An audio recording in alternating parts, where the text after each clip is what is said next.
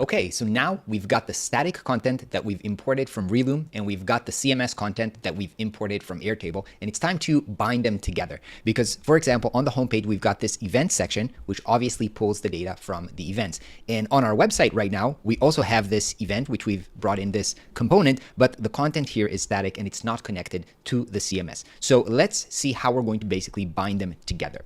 Now, I'm going to open up this section just to see how this content is structured. So let's collapse these just so that we understand what's going on here, right? And how this is all structured. So we've got the section. Inside, we've got padding global because we know that's how client first manages the padding inside of the sections, right? From the sides, okay? And then we've got container large, okay, great. And then inside, we've basically got container section large, which basically manages the space on the top and the bottom of the section. Okay, good.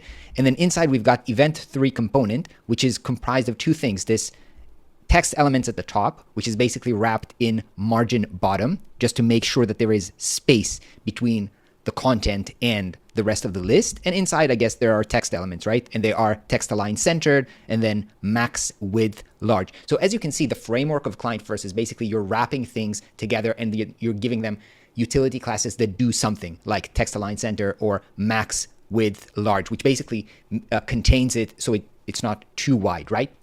And then here are the texts here. Again, they are wrapped within margin bottom just to manage the space between these elements. Okay, so that's the top content, and it's actually static content, so we don't have to do much. Maybe just replace the text here with join us.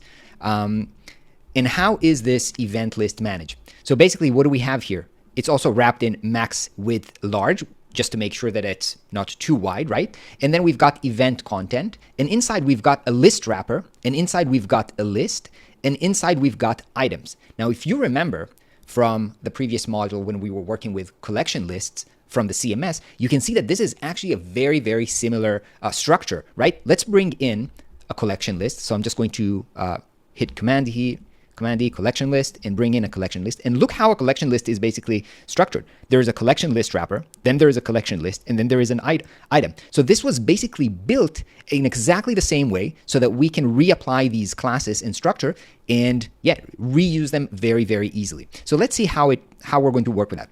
First of all, let's reapply the classes that we have here. So for the event itself, I'm just going to Command C to copy the class that is applied to event list item or event item. And I'm just going to apply this to collection item. Fantastic. So now we've got a class here. For the list itself, let's copy the event 3 list and reapply it here. And then list wrapper, let's copy that and apply it to the collection list wrapper. Actually, we didn't yet decided on which collection are we seeing here. So let's pick as source the events. Okay. So now we basically have the same classes as we have here. And what we want to do is bring in the actual stuff that we've got inside of an item. So the image, the content, and the button group. Let's basically drag them inside of a one item. So I'm just going to drag them here into the item number 1. And then I'm going to bring this here and then the button here. So now let's see what we have. We basically have here the static list, and below it, you can see we have a very large list because we have all of the different events that we have here. So this list, the static list, we actually don't need it anymore. So I'm just going to delete it. And what we have right now is basically the CMS, but the content inside is not tied into our CMS collection. But we've basically migrated all of the content from the static list into this CMS list. And now we can just go ahead and bind these elements, right? So I'm going to click the setting, and here I want to pull in the event name. That's great. On the image, let's pull in the image. And now it's going to be very, very easy. This sold out, we actually don't need it. If I'm looking at the original design, we actually don't have it. So I'm just going to delete it. We're going to bring in the date here. We can, of course, when we're bringing in a date, we can choose the format of the date. So if there's a different format that we want, like this is Friday 9, we can go ahead and find that exact format here. And then location, we're going to bring in location. Save my spot. This button actually needs to take us to the event page, right? So it's going to send us to the relevant collection page of this event. And then this is short paragraph or short description. Okay, fantastic. So now this list is actual list from the CMS. Great. Let's see what else do we have here.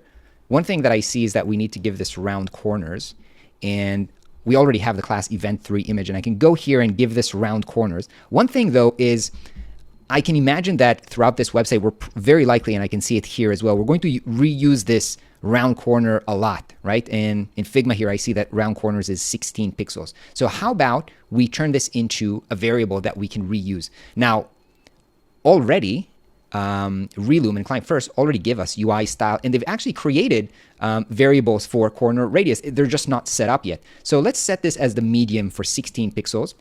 Or actually, remember, we're in rem, so 16 pixels is actually 1 rem. So I can set this to 1 rem, and now I can just pick here from the corner radius, I can just pick the radius medium, and we'll be able to reuse this round corners however we want. Now, one thing that I note is that this list is only 3 items, so we have to go ahead and limit this list because it's bringing in all of the different events, and we already know how to do this. So we're going to select the list, the collection list, and under the setting, we're going to go into the limit items, and we're going to show only 3, starting at 1. And the last thing that I want to do is I want to add this button of view all events. So actually, let's copy this button here, just a regular button, and let's paste it outside of this list. So paste it out here, and let's copy view all events. View all, let's just type it, view all events. And this button, we want to take it into the events page. So basically just go into the events page. We've got the events page here. And let's see how we can center it. So let's wrap it. We know that basically that's the way to style things with Client First. So I can right click this element and wrap it in a div. And this div, we can give it something like padding top, right? Because we want space between the top of this button and the list. So let's do padding dash top. And then the way that this is being applied is after we are applying padding top, we need to add a combo class, whether this is padding huge, for example, is the biggest one, okay? So this is actually, is this too much? I think that's actually okay. So this is okay. We gave it padding from the top to space it up. And maybe we can also do text align center to put the button in the center, just like here. Okay. So we've finished binding the events section with real CMS data. See you in the next video.